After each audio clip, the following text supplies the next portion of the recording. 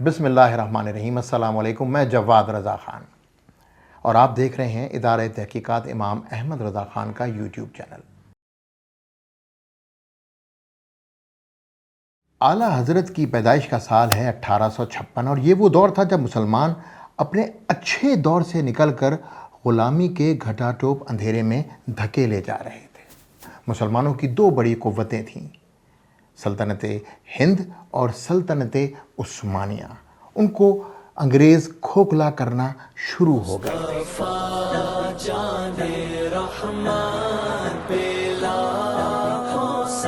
ایسے دور میں اعلیٰ حضرت کی پیدائش انگریز کے لیے ایک وبال اور مسلمانوں کے لیے خوش بختی کی علامت بنی۔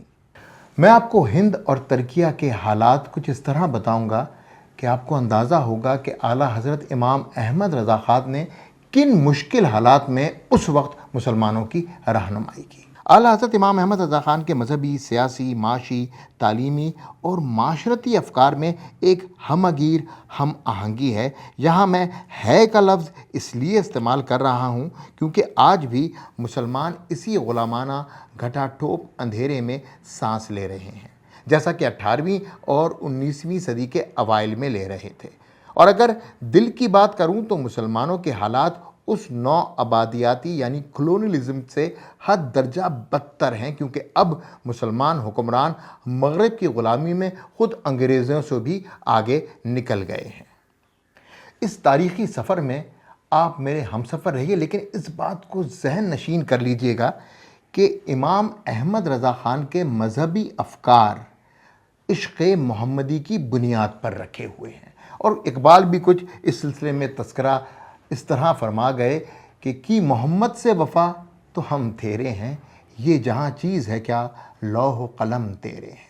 اب آگے چلتے ہیں اعلیٰ حضرت کی پیدائش سے تقریباً 150 سال پہلے۔ 1703 میں نجد عرب میں محمد ابن عبد الوہاب ابن سلیمان التمیمی کی پیدائش ہوئی۔ اس شخص نے مسلمانوں کی مذہبی قوت کو کمزوری میں بدلا اور اسلام کی روح یعنی عشق محمدی کو مسلمانوں کے دل سے نکالنے کی بھرپور کوشش کی۔ 1744 میں محمد ابن سعود موجودہ ہاؤس آف سعود کے بانی نے محمد عبد الوہاب کے ساتھ مل کر سلطنت عثمانیہ کے خلاف پہلی بغاوت کی اور یوں مسلمانوں کی سیاسی طاقت پہ پہلی درار پڑی۔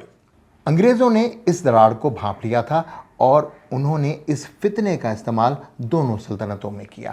اچھا، سلطنت عثمانیہ اور سلطنت ہند میں ایک بات قدر مشترک تھی، دونوں سلطنتوں میں اولیاء کرام کو ایک بلند درجہ دیا جاتا تھا جو کہ قرآن و سنت کی روشنی میں ایک اٹل حقیقت ہے۔ محمد عبد الوہاب کا بد مذہب جو کہ اسلام سے روح محمدی کو نکالنا چاہتا تھا، اس کا ٹارگٹ اولیاء کرام سے اہل سنت کی محبت اور رغبت بھی تھی۔ انگریز یہ اچھی طرح سمجھ چکا تھا کہ وہابیزم ہی وہ مؤثر ہتھیار ہے جس سے ترکیہ اور بر صغیر کے مسلمانوں کو سیاسی، مذہبی، معاشی، معاشرتی اور تعلیمی میدانوں میں چاروں خانے چت کیا جا سکتا ہے۔ اعلیٰ حضرت نے اس فتنے کا اپنی آخری سانسوں تک بھرپور مقابلہ کیا اور اپنی تصانیف اور اپنے فتویٰ سے مسلمانوں کی متواتر رہنمائی کرتے رہے۔ انگریز نے پہلی جنگ عظیم کے بعد سلطنت عثمانیہ کو تو ختم کر دیا، لیکن آل سعود اور وہابیزم کا ہتھیار بر صغیر پر اتنا کارگر ثابت نہیں ہو رہا تھا۔ چنانچہ انگریزوں نے وہابیزم کی ذیلی شاخیں کھولنے کا ارادہ کیا۔ یہاں بھی اولیاء کرام کو نشانے پر رکھا گیا اور حضور انور صلی اللہ علیہ وآلہ وسلم کی ذات مبارکہ کو معاذ اللہ مشکوک بنانے کی کوشش شروع کر دی گئی۔ اس کوشش میں قادیانیت جیسا فتنہ بھی روئے زمین پر نظر آیا۔ قادیانیت کے خلاف امام احمد رضا خان کی خدمات سے کون واقف نہیں؟ امام احمد رضا خان اور پیر مہر علی شاہ نے مل کر قادیانیت کے خلاف وہ جہاد کیا جس کی تاریخ اچھی طرح شاہد ہے۔ اعلیٰ حضرت امام احمد رضا خان کے مخالفین، جن پر خود اعلیٰ حضرت نے تیز و تند فتویٰ جاری کیے، اس بات سے انکار نہ کر سکے کہ اعلیٰ حضرت امام احمد رضا خان نے جو بھی فتویٰ ان کے خلاف دیے اس کی وجہ عشق محمدی ہے۔ مولانا اشرف علی تھانوی کا اس طرز کا اقرار اہل دیوبند کی کتب میں آج بھی محفوظ ہے۔ یہاں میں وہابی ازم کی ان ذیلی شاخوں میں مماثلت کا ایک اور خطرناک پہلو اجاگر کرنا چاہوں گا، جس کی اعلیٰ حضرت نے بھرپور نشاندہی کی تھی۔ اہل سنت و جماعت کے عقیدے کے مطابق قتال غیر مسلموں کے خلاف کیا جاتا ہے، جبکہ عبد الوہاب نے ایک بالکل انوکھے طرز کا جہاد ایجاد کیا جو کہ ان کے علاوہ باقی تمام مسلمانوں کے خلاف کرنا فرض تھا۔ اسلامی تاریخ میں اس کی مثال حضرت علی کرم اللہ وجہ کی شہادت میں ملتی ہے۔ احادیث مبارکہ کے مطابق یہ لوگ خارجی ہیں اور یہ مسلمانوں کو قتل کریں گے جبکہ غیر مسلموں کو اپنے نزدیک رکھیں گے۔ اعلیٰ حضرت امام احمد رضا خان نے ان وہابیوں کو سب سے پہلے خارجیوں کا لقب دیا، کیونکہ انہوں نے ترک اور عرب مسلمانوں کا قتل عام انگریزوں کے ساتھ مل کر کیا تھا۔ بعد ازاں امریکہ نے بھی اپنے سیاسی اور فوجی اہداف وہابیوں کے ذریعے خوب حاصل کیے۔ روس میں مسلم برادرہڈ کے نام پر، شام، عراق اور ترکی میں آئیسس کے نام پر، اور پاکستان میں TTP کے نام پر۔ ان خارجیوں کا استعمال ہر اس مسلم ریاست میں کیا گیا جس سے ان کو خطرہ تھا، اور یہ اعلیٰ حضرت کی دور اندیشی کی ایک مستند دلیل ہے۔ اعلیٰ حضرت انگریز گلوبل اسٹیبلشمنٹ کے اہداف اچھی طرح سمجھتے تھے، اس لیے انہوں نے 1885 میں کانگریس کے قیام کے ساتھ ہی انگریزوں اور ہندوؤں سے مسلمانوں کو خبردار کرنا شروع کر دیا تھا۔ 1898 کی پٹنہ سنی کانفرنس میں اعلیٰ حضرت کا مقالہ اس بات کا شاہد ہے کہ دو قومی نظریے کے اصل بانی اعلیٰ حضرت امام احمد رضا خان ہیں، سر سید احمد خان نہیں۔ انگریزوں نے جن سے بھی اپنا کام لینا ہوتا تھا ان کو سر یا شمس العلماء کا خطاب دیا جاتا تھا۔ تاریخ اس بات کی بھی شاہد ہے کہ اعلیٰ حضرت، ان کے بیٹے یا ان کے خلفاء، ان میں سے کسی کو بھی سر یا شمس العلماء کا خطاب نہیں دیا گیا۔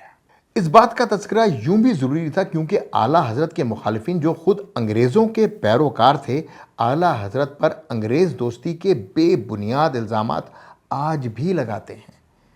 یہ تو کچھ مختصر سا تذکرہ ہوا اعلیٰ حضرت کی دینی، سیاسی اور معاشرتی خدمات کا جو انہوں نے تمام دنیا کے مسلمانوں کی رہنمائی کے لیے کی۔ شاید اسی وجہ سے آج بھی ترکی اور شام سمیت دیگر اسلامی ممالک میں اعلیٰ حضرت امام احمد رضا خان اور ان کی تعلیمات کی بہت تکریم کی جاتی ہے۔ مجھے اس بات کا صحیح اندازہ تب ہوا جب لاہور میں میری ملاقات شیخ قطب شام ڈاکٹر عبد العزیز الخطیب الحسنی الجیلانی سے ہوئی۔ شیخ صاحب غوث پاک شیخ عبد القادر جیلانی کی اولاد میں سے ہیں اور بر صغیر پاک و ہند میں شہزادہ غوث پاک کے نام سے مشہور ہیں۔ شیخ شامی اعلیٰ حضرت کی بہت عزت کرتے ہیں۔ شیخ صاحب کے مطابق 90% شام کی آبادی اہل سنت و جماعت کے عقیدے کو فالو کرتی ہے، اور یوں امام احمد رضا خان شام میں ایک بہت بڑی حیثیت سے متعارف ہے۔ اب آئیے ذرا اعلیٰ حضرت کی معاشی دور اندیشی پر بھی نظر ڈالتے ہیں۔ اعلیٰ حضرت 120 سال پہلے مسلمانوں کو یہ ہدایات دیتے ہوئے پائے گئے کہ مسلمان سرمایہ دار کلکتہ جیسے بڑے معاشی گڑھ میں مسلمانوں کے لیے ایک بینک قائم کریں تاکہ ہندو اور انگریز مسلمانوں کا معاشی استحصال نہ کر سکیں۔ اس مشورے کے تقریباً 70 سال بعد پہلا بین الاقوامی اسلامی بینک بنایا گیا۔ یہاں یہ امر بھی قابل ذکر ہے کہ اعلیٰ حضرت نے مسلمان نوجوانوں کو تجارت کی طرف راغب کیا تاکہ وہ انگریز کی عطا کردہ نوکریوں سے دور رہتے ہوئے اپنے معاشی مسائل کو احسن طریقے سے دور کر سکیں۔